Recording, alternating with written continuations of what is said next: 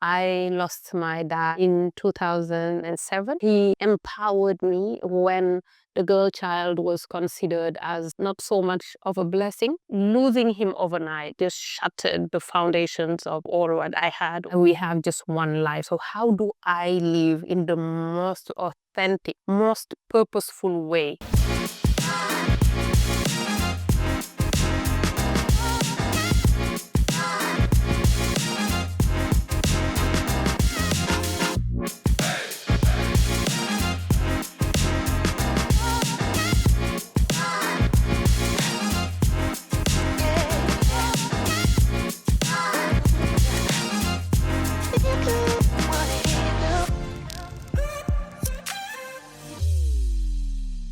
Una kushe o mi Buldem, Aminata Kane Balde here, your host for the Rise and Radiate podcast. On the second episode of the Rise and Radiate podcast, we are going to do a lot of unpacking and exploration, and we are starting with my own story. My story started a while back as a girl child in Senegal, where I had the privilege of enjoying a blissful childhood, where I had the privilege of being and enjoying my innocence, of imagining, of being just lost in my imagination and in my dreams, of exploring. I could say that my childhood has been the smoothest possible.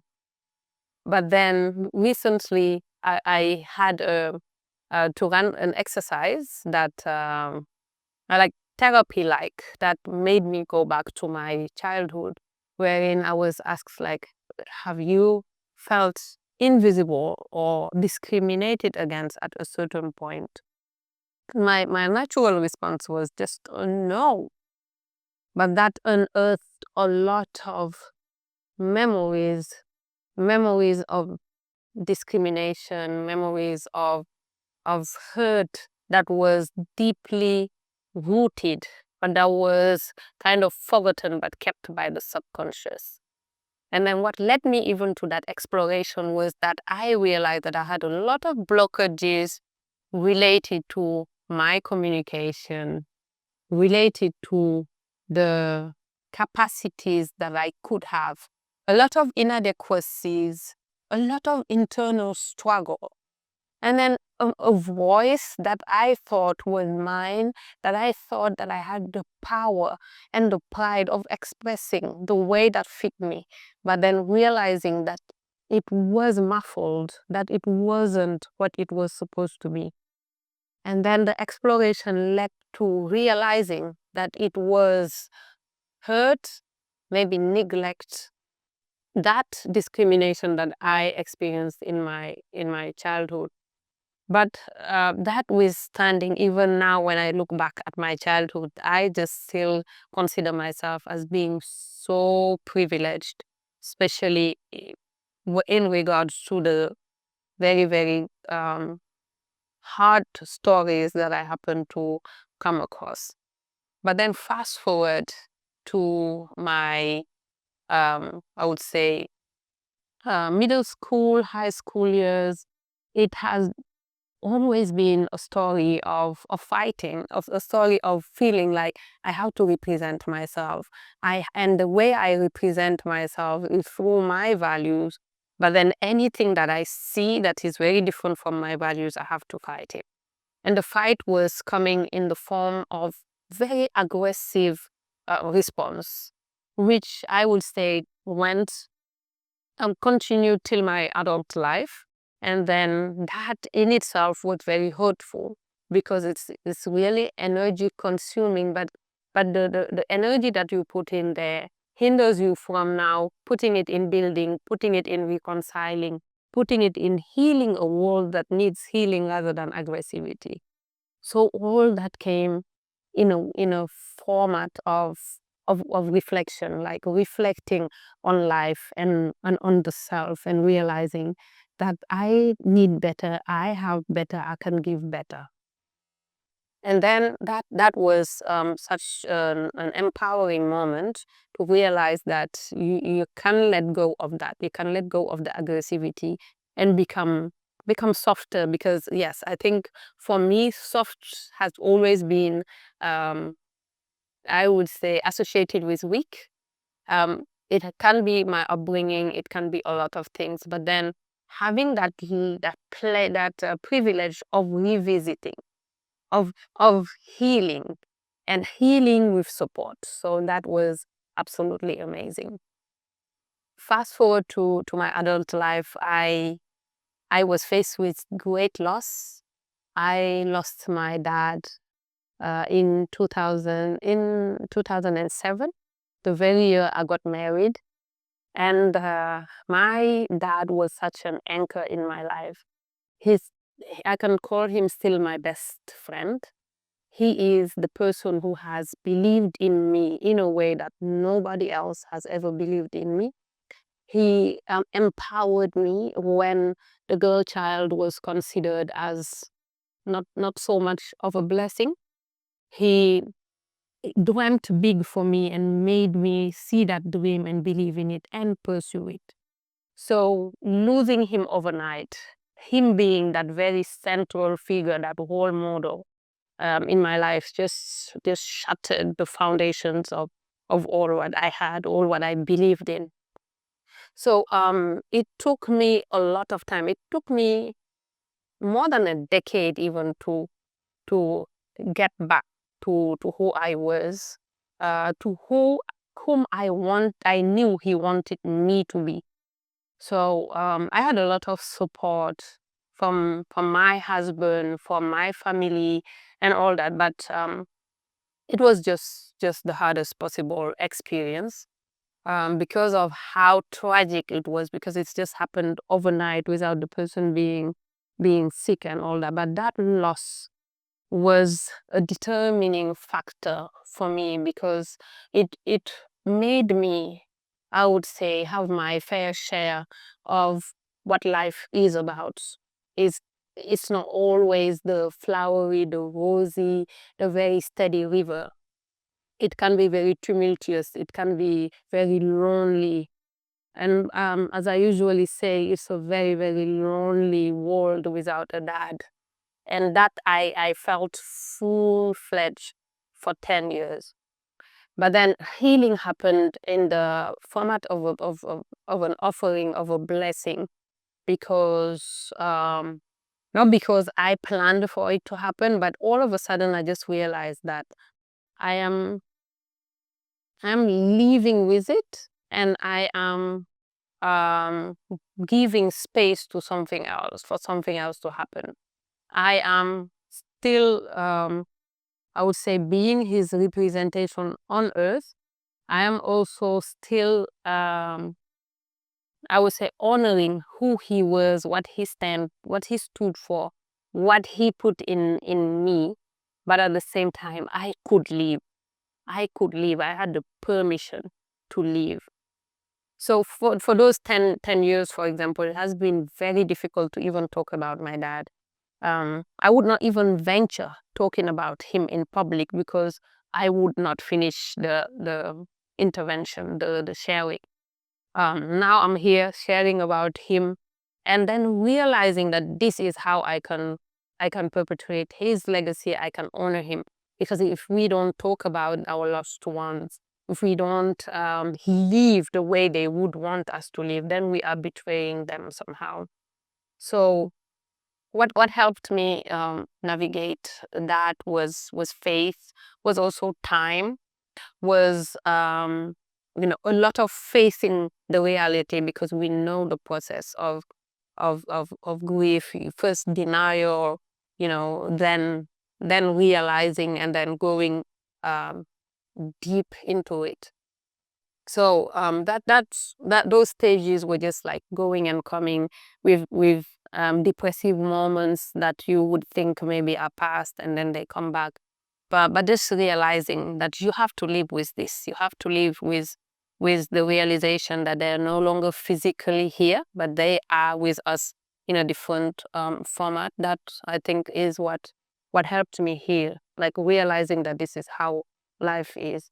It also helps me a lot in living my life with purpose, because at the end of the day, the finite aspect of life became just so obvious to me.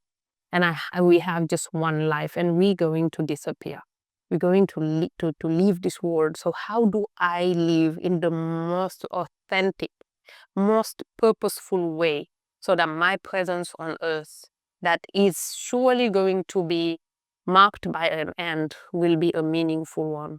So that added even more purpose in my life.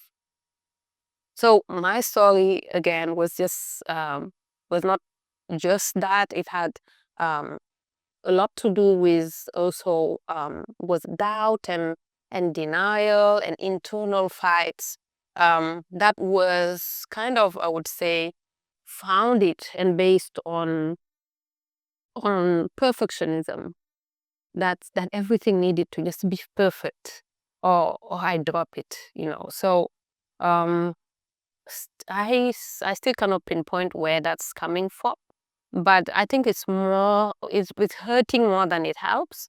And then what also helped me in the process was to realize that it's okay, that sometimes it doesn't go as planned, that sometimes we don't achieve the goals that we plan to achieve, that sometimes development is not as fast as we would want it to be, that sometimes our spouses, our children are not turning out to be how we would want them to be, or how we invested for them to be. But also realizing that it's okay that we are not being how they're expecting us to be, because we are in the process of becoming. Giving myself that grace of accepting that people are in the making, of accepting that I cannot be perfect, and also of accepting that the process, be it of development, be it of building an organization, a culture, is still in the making. And it will happen when it's supposed to happen. Freed me, liberated me, and allowed me to explore even more. So it's that type of story. It's the story of revisiting, of accepting, a story of also realizing what my values are, and like those non-negotiable values that if I don't abide by them, it will just always lead to more hurt, and then honoring them and living by them. But it's also a story of rituals, a story of self-discipline, a story of accepting that I am part of something, that I am part of a universe, that all what is in this universe is created from me, and I am part of it. So going back to nature has been my biggest solace across the years. So being deeply rooted in the various cycles of life, being very close to nature, and then being very disciplined in a way that won't make it anymore a life of just planning and executing, but a life of allowing flow to happen, of allowing life to be enjoyed.